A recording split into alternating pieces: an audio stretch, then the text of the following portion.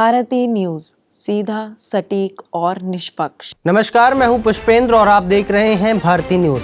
नजर डालते हैं आज की ताज़ा तरीन खबरों पर और शुरुआत करते हैं राष्ट्रीय खबरों से। मणिपुर के उखरुल कस्बे में गुरुवार को पंजाब नेशनल बैंक की एक ब्रांच में लूट की एक बड़ी घटना हो गई। अधिकारियों द्वारा दी गई जानकारी के मुताबिक उखरुल में स्थित पीएनबी की ब्रांच में अज्ञात हथियारबंद डकैतों ने डाका डाला और 18 करोड़ रुपए की लूट की।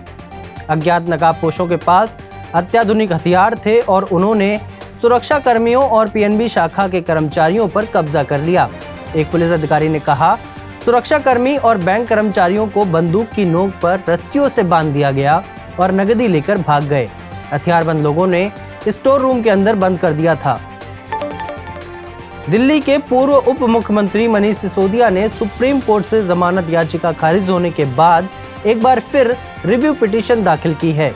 दिल्ली आबकारी नीति घोटाले से संबंधित भ्रष्टाचार और मनी लॉन्ड्रिंग के मामले में गिरफ्तारी के बाद से वे जेल में हैं। अब सिसोदिया ने जमानत से इनकार वाले आदेश की समीक्षा के लिए शीर्ष न्यायालय का रुख किया है। शीर्ष अदालत ने 30 अक्टूबर को उन्हें जमानत देने से इनकार कर दिया था। अब आपको ले चलते हैं अंतर्राष्ट्रीय खबरों की ओर। संयुक्त राष्ट्र में एक ऐसा प्रस्ताव आया जिस पर भारत ने इजरायल के विरोध में अपना वोट किया। भारत के अलावा 91 देशों ने भी इजरायल के विरोध में लाए गए प्रस्ताव का समर्थन किया है।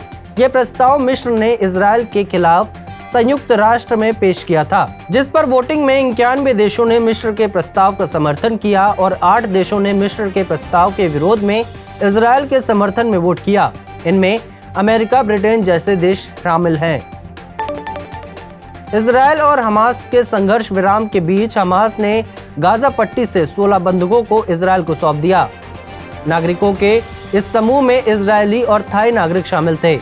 इन बंधकों को छोड़ने के बदले इजरायल 30 फिलिस्तीनी महिलाओं और बच्चों को जेलों से रिहा करेगा। मीडिया रिपोर्ट के अनुसार आईईडीएफ हमास की कैद से 16 बंधकों की रिहाई की पुष्टि की है। आईडीएफ ने कहा है कि बंधकों के परिवारों को ताज़ा जानकारी से अपडेट किया जा रहा है। आइए अब आपको ले चलते हैं व्यापार जगत से जुड़ी कुछ खबरों की ओर।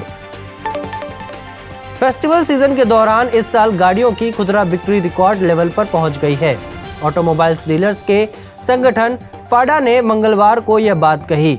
अपनी रिपोर्ट में फाडा ने कहा कि इस साल 42 दिन के त्योहारी सीजन में मोटर वाहन की कुल बिक्री 19% बढ़कर 37,93,584 इकाई हो गई, जबकि पिछले साल यह 31,95,213 इकाई थी।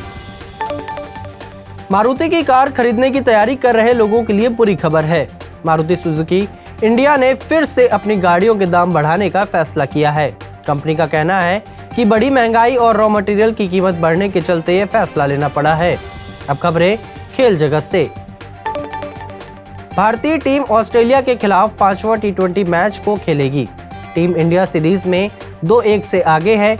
ऑस्ट्रेलिया के खिलाफ टी20 सीरीज में भारतीय कप्तान सूर्यकुमार यादव ने शानदार प्रदर्शन किया है।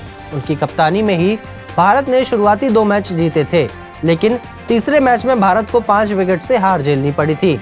चौथे टी20 मैच में सूर्यकुमार ऑस्ट्रेलियाई ऑलराउंडर ग्लेन मैक्सवेल का एक बड़ा रिकॉर्ड तोड़ सकते हैं। भारत और ऑस्ट्रेलिया के बीच 5 मैचों की सीरीज का चौथा मुकाबला रायपुर के मैदान पर खेला जाएगा। टीम इंडिया पहले ही सीरीज में 2-1 की बढ़त ले चुकी है। चौथे टी20 मैच में स्टार बल्लेबाज श्रेयस अय्यर वापसी करेंगे। वे उप कप्तान की जिम्मेदारी भी निभाएंगे। उनके वापसी करते ही प्लेइंग 11 में बदलाव होना लगभग तय माना जा रहा है। अब तक की खबरों के लिए बस इतना ही। बाकी की खबरों के लिए देखते रहिए भारती न्यूज़ और भारती न्यूज़ को शेयर, लाइक और सब्सक्राइब करना ना भूलें। धन्यवाद।